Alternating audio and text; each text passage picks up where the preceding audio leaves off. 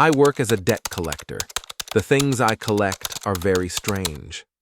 Part 2. I stepped in and carefully tried to close the door behind me. I paused and thought I heard motion in the living room, but it subsides.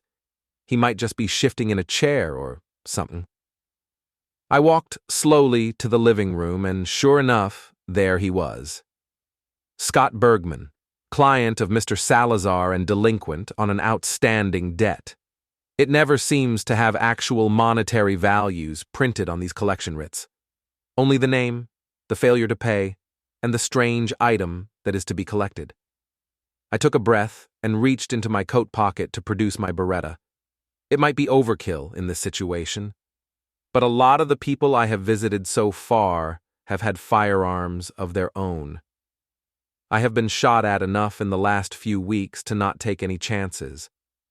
I stepped into the living room, and my footsteps are masked by the loud volume of the TV showing some college football game. As the sound dies down after a big play on screen, I clear my throat loudly and say, "Hello, Mr. Bergman. Who is winning?" He whipped around to see who was in his house and nearly fell out of his chair. I thought he was about to reach for something when I stepped forward to ensure the sight of my pistol was fully visible.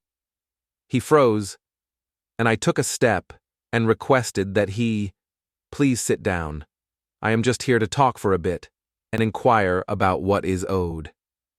He sat back down and glared at me, unsure of what to say, and knowing that he was in a bad spot.